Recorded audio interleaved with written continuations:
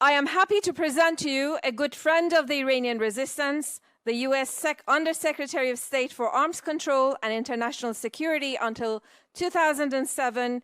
Please welcome Ambassador Robert Joseph. Thank you and good day. In fact, a very good day in light of the judicial findings. I appreciate the opportunity to express my views on this important occasion.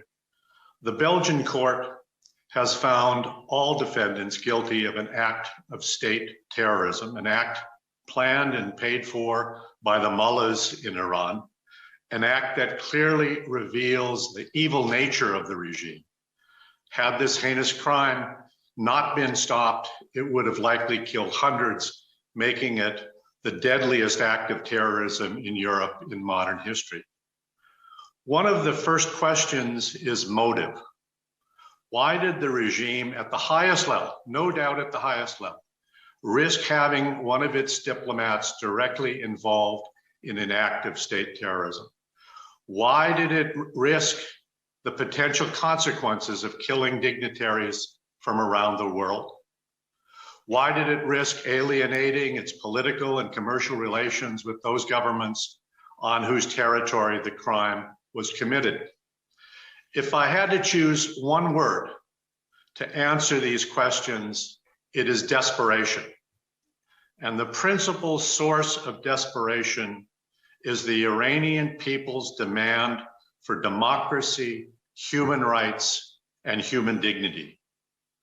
Through 4 decades of barbarity, corruption, and misrule, the regime has made an enemy of its own people, the foremost victims of the regime's terrorism.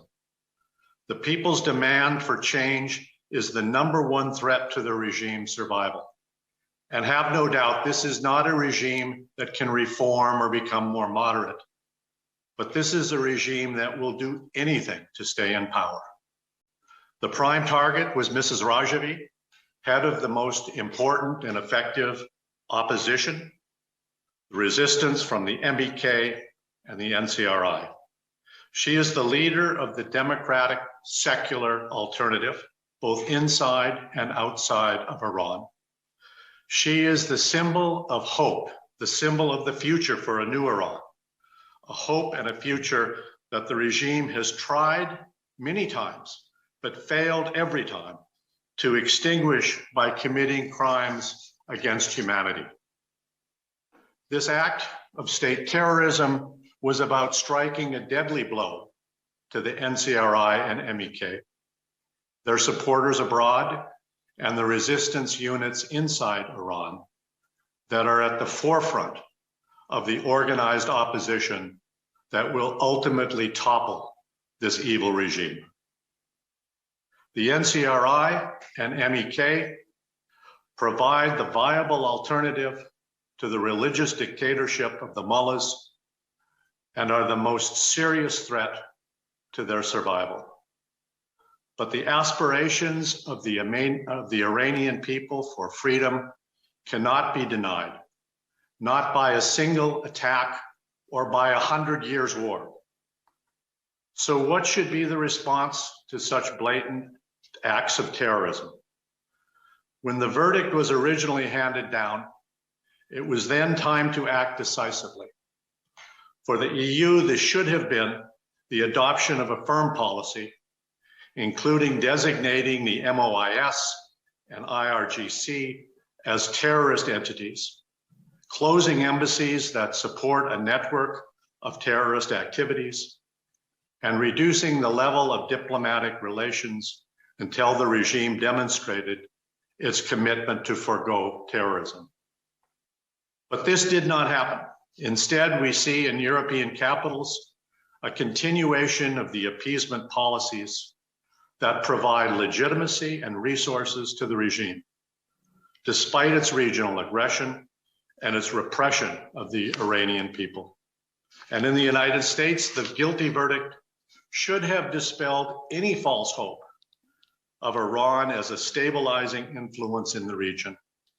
But instead, the administration ended its predecessor's policy of maximum pressure and replaced it with maximum appeasement to restore the JCPOA.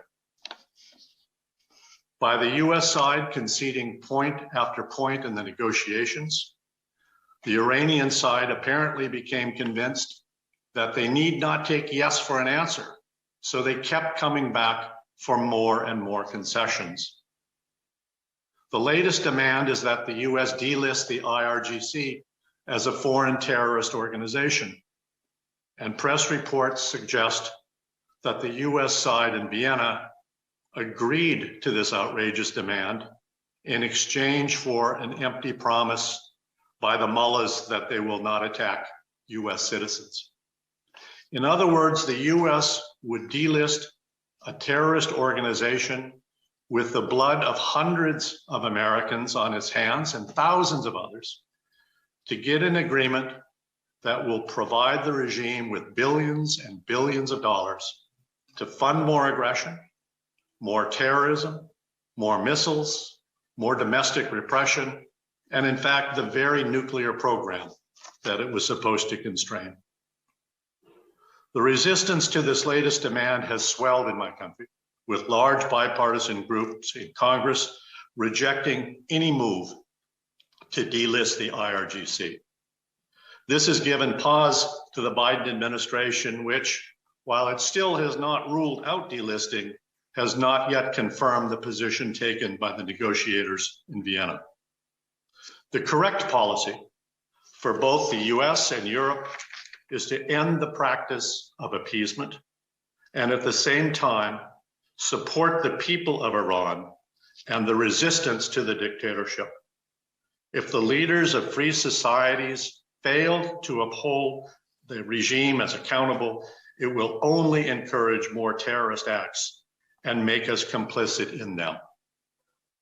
Thank you very much, and congratulations to the court for taking the right position, a position of honesty, integrity, a position that will assist in our ultimate objective of ridding the world of this regime. Thanks again. Very best.